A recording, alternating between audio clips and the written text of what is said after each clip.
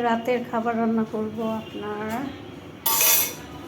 পাঁচমিশালি মাছ দিয়ে। পুঁটি মাছও আছে, রুই মাছ আছে, একটা কাতল মাছ আছে। পাঁচমিশালি মাছ দিয়ে নতুন আলু দিয়ে রান্না করবো, একটু ঝোল ঝোল।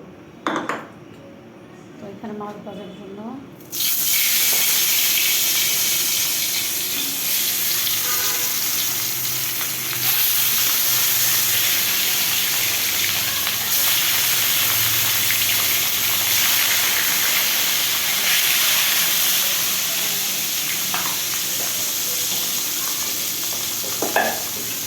এখানে আরেকটা মাছ ফালাই দিতে দিচ্ছিলাম।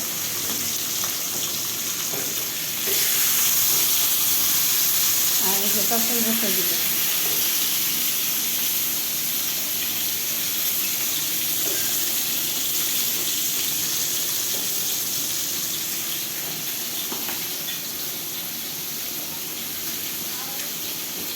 তেল দিয়ে দিলাম।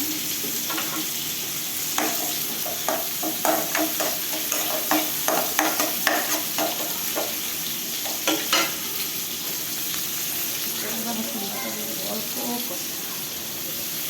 আদা রসুন বাটা, পরিমাণ মতো লবণ,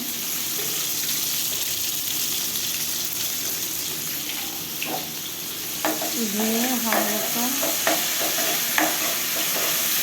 বড় বড় মাছ ছিল, সেই বড় বড় মাছ দিয়ে আলু দিয়ে রান্না করতে।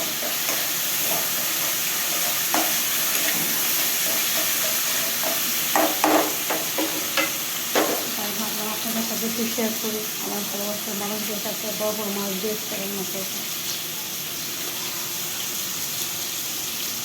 সেখানে একটু পানি দিব,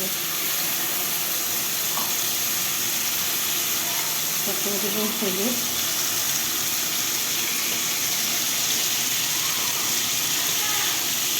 তারপরে মিশিয়ে দেবো।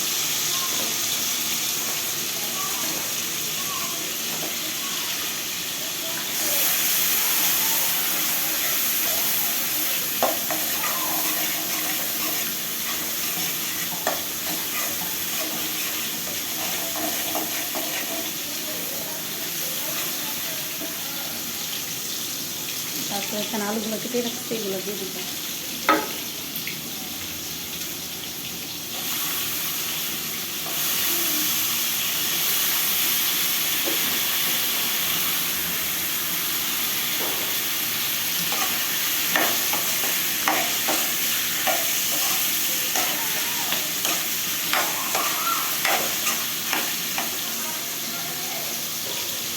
পরিমাণ মতো একটু পানি দেবো যাতে সিদ্ধ হয়। দিয়ে দিলাম।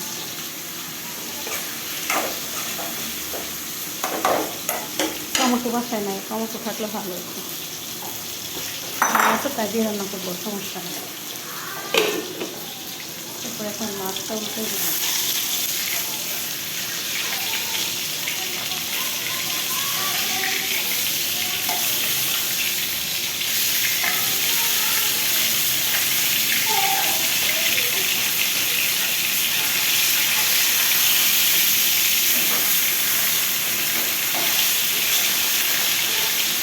এক এক করে মাছগুলো উল্টাই ফেলছি। আর নতুন আলু তো বেশক্ষণ লাগবে না, দুটো তরকারি রাত্রে রান্না তো। আচ্ছা, রাত্রে অল্প রান্না করছিলাম, শেষ হয়ে গেছে দুপুরে, এর জন্য রাত্রে রান্না করে ফেলতেছি।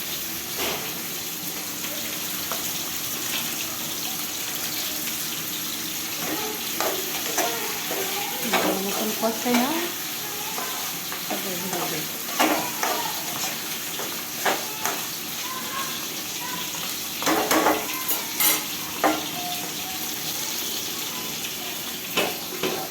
মাছ ভাজা কিন্তু প্রায় হয়ে গেছে, করা ভাজবো না, অল্প ভাজবো। রান্না কীরকম হয়েছে আপনারা সবাই কমেন্ট করে বলবেন। ভালো লাগলে লাইক শেয়ার কমেন্ট করবেন।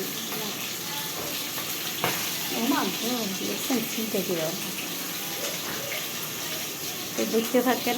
তো আমার কিন্তু প্রায় মাছ ভাজা শেষ, সব কিছুই শেষ। আর এখানে মাছের পাতলা ঝোল হবে। ধনিয়া পাতা থাকলে অনেক মজা হতো, বাট নাই। এই যে আমরা আলু কষায় পানি দিয়ে দিলাম, এখন যে মাছগুলো দিয়ে দেবো এক এক করে।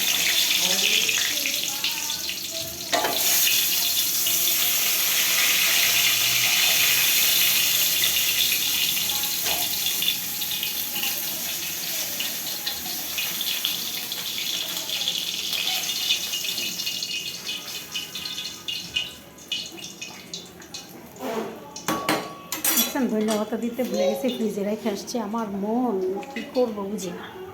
সরি, ধনিয়া পাতা নাই, তো যা আছে তাই দিব। কাঁচা মরিচটা আমি লাস্টে দিই, লাস্টে দিলে গ্রান আসে। তো অল্প ধনিয়া পাতা ছিল, আচ্ছা সেটা লাস্টে দিয়ে দিচ্ছি।